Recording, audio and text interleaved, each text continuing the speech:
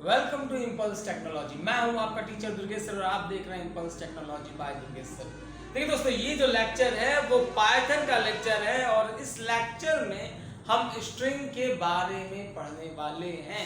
यानी पाइथन में एक और डेटा टाइप जो कि स्ट्रिंग डेटा टाइप है। डेटा टाइप का लेक्चर ये आपका तीसरा लेक्चर है।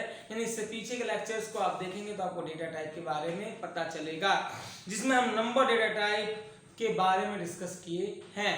आज के डेटा टाइप में क्या डिस्कशन है? स्ट्रिंग टाइप का डेटा टाइप है, यानी स्ट्रिंग के बारे में हम डिस्कस करेंगे। वैसे स्ट्रिंग किसको कहते हैं आज ये जान लेते हैं। स्ट्रिंग का मतलब होता है सीक्वेंस यानी कॉम्बिनेशन ऑफ कैरेक्टर, जहां पे एक से ज्यादा कैरेक्टर एक साथ कंबाइंड करके रख दिए जाएं वो स्ट्रिंग होता है।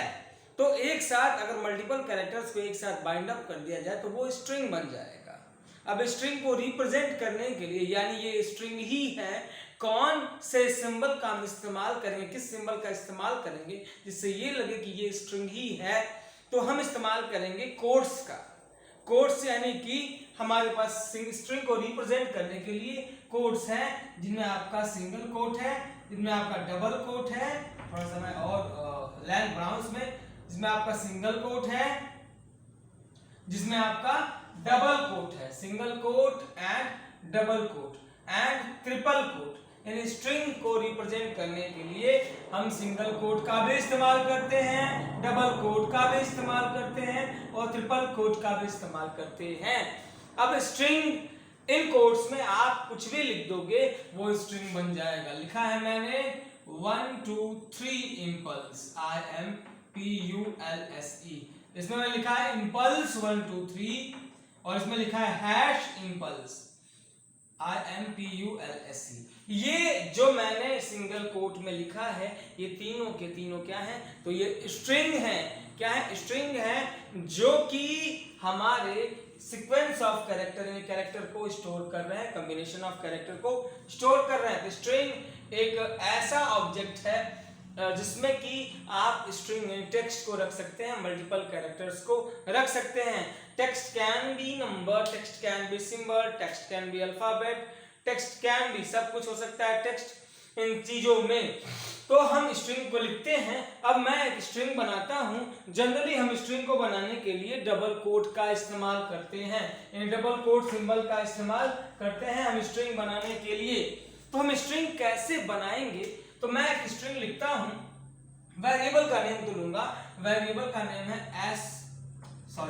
वेरिएबल का नेम है str। str एक वेरिएबल है जिसमें स्ट्रिंग को हम स्टोर कराएंगे। इसमें मैंने स्टोर कराया है hello impulse, IMPULSE, hello impulse. एक और स्ट्रिंग मैं बना लेता हूं जिसका नाम है var equals to hello, HELLO, hello hi. यानी एक स्ट्रिंग है जो डबल कोट में है, एक स्ट्रिंग है जो ट्रिपल कोट में है। आप स्ट्रिंग को ऐसे बनाइए। अब अगर आपने स्ट्रिंग को ऐसे बनाया है तो वो कैसा स्ट्रक्चर बनाएगा आपके मेमोरी, यानी कि इस मेमोरी में, इंटरप्रेटर के मेमोरी में वो क्या करेगा? तो जैसे ही आपने हेलो लिखा है, हेलो एंड हाय लिखा है, वो स्ट्रिंग का एक लिस्ट बना लेगा, एक एरे टाइप बना लेगा, ग्रुप बना लेगा, जिसमें वो रिप्रेजेंट कैसे करेगा? तो इसमें देखते हैं 1 2 3 4 5 एक स्पेस 6 7 8 कैरेक्टर हैं इस स्ट्रिंग में, यानी var के अंदर 8 कैरेक्टर हैं। फिर से मैं गिनता हूं 1 2 3 4 5 एक स्पेस और 5 स्पेस 6 H7 और I8 कैरेक्टर हैं। जैसे ही आप इसे लिखोगे ये 8 लोकेशंस क्रिएट कर लेगा एक साथ, यानी एरे बना लेगा, ग्रुप ऑफ स्ट्रिंग बना लेगा। वो स्टार्ट कहां से करेगा? मेमोरी इनिशियलाइज करना, यानी इंडेक्सिंग करेगा 0 1 2 3 4 5 6 7 एंड 8।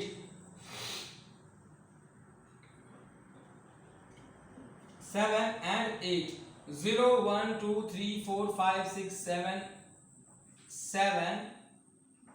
and 8, यानी इसने 8 इंडेक्स बना लिए हैं। फिलहाल ये तो 8 इंडेक्स नहीं, ये 9 इंडेक्स हो गए 0 to 8। तो मैं इसे करेक्ट करता हूं क्योंकि 8 इंडेक्स होंगे 0 to 7 के। अगर आप 0 to 8 लिखते हो तो एक 0 को इंक्लूड करके वो 9 हो जाएगा। तो ये जो है उसने जैसे ही आपने लिखा where हेलो हाय, उसने क्या किया कि उसने where नाम से इतने ब्लॉक्स बना लिए मेमोरी में, और क्या किया तो स्टोर कर दिया HELLO स्पेस ये स्पेस HI, यानी कि ये कैरेक्टर्स में इन्होंने बना के स्टोर कर लिया, एक ब्लॉक्स में स्टोर कर लिया, जिनमें हर ब्लॉक का नाम क्या है तो पहले वाले ब्लॉक का नाम है VAR ऑफ 0, VAR ऑफ 0, यानी कि जैसे ही आप VAR ऑफ 0 बोलोगे तो ये H को प्रिंट कर देगा।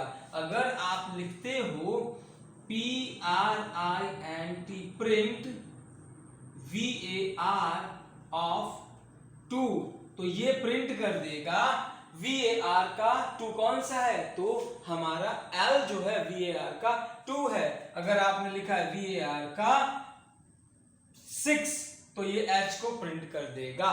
तो ये जो है स्ट्रिंग यानी group of combination of characters, इनको हम रिप्रेजेंट कैसे करते हैं तो स्ट्रिंग को जब आप स्ट्रिंग बनाते हो तो वो इंडेक्सिंग करके वैल्यू को स्टोर कर लेता है, यानी इंडेक्स बना के वैल्यू को स्टोर कर लेता है। अगर आपने एक स्ट्रिंग में फिर से यहाँ डिफाइन करता हूं, अगर एक स्ट्रिंग बनाया है str के अंदर मैंने डाला है impulse IMPULSE, तो ये क्या करेगा ये मेमोरी में str नाम का एक ब्लॉक बना लेगा। इस ब्लॉक में जितने कैरेक्टर हैं IMPULSE ये इतने ब्लॉक्स बना लेगा। ब्लॉक्स को जो इंडेक्सिंग करेगा वो 0 से करेगा, 0 1 2 3 4 5 एंड 6, 7 कैरेक्टर है इंपल्स के अंदर, तो ये 7 कैरेक्टर्स स्टोर कर लेगा और इसका नाम क्या है तो str है। str को फैच करने के लिए str का 0, str का 1, str का 2 ये सबको फैच कर लेगा यानी कि निकाल लेगा।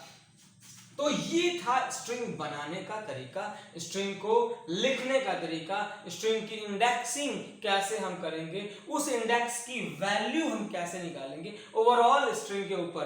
तो ये जो लेक्चर था वो स्ट्रिंग के ऊपर था। अब हम देखेंगे स्ट्रिंग में ऑपरेशंस कैसे करते हैं, यानी स्ट्रिंग के ऑपरेशंस कैसे हम इंप्लीमेंट करते हैं।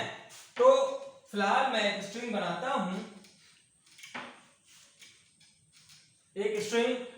हूं, और मैं इसे प्रिंट कराता हूं। एक स्ट्रिंग है नेम इक्वल्स टू, क्या नेम है जो भी आपको नाम लेना है, मैंने लिख दिया है योर नेम। आपने पहला तरीका देखा कि आप नेम जो वेरिएबल आपने बनाया है NAME, आप प्रिंट कराओ नेम का 0, नेम का 1, नेम का 2, नेम का 3, नेम का 4, ऐसे आप प्रिंट कराओ, इन इंडेक्स लगा के स्क्वायर ब्रैकेट लगा के प्रिंट कराओ। या फिर आप डायरेक्ट लिख दो PRINT प्रिंट NAME, ये पूरे आपके स्ट्रिंग को प्रिंट कर देगा। अब जो है हम स्ट्रिंग की स्लाइसिंग करेंगे। स्ट्रिंग की स्लाइसिंग का मतलब होता है स्ट्रिंग को स्ट्रिंग के टुकड़े को निकालना, यानी स्ट्रिंग के पीसेस को निकालना। कैसे हम पीसेस को निकालेंगे तो अगर मैंने बताया कि अगर आपको सिर्फ सिंगल पीस निकालना है, सिंगल वर्ड निकालना है, तो आप लिखोगे प्रिंट, या निकाल भी सकते हो प्रिंट NAME नेम ऑफ, किसको निकालना है तो मुझे n को ही निकालना है, तो 0 1 2 3 4 एंड 5, नेम ऑफ 5 को प्रिंट कराओगे तो ये n को प्रिंट कर देगा। यानी स्ट्रिंग की किसी एक कैरेक्टर को प्रिंट कराने के लिए आप क्या इस्तेमाल करते हो तो आप इस्तेमाल करते हो इंडेक्स का। अगर मुझे प्रिंट कराना है OUR, R प्रिंट कराना है तो मैं क्या लिखूंगा, मैं लिखूंगा PRINT प्रिंट व्हाट प्रिंट, तो प्रिंट नेम योर नेम। अब मैं एक बार थोड़ा सा इसको दिखा देता हूं थोड़ा सा बॉक्सेस में ये क्या बना है, तो ये बना है YOUR, स्मॉल में है YOUR NAME योर नेम।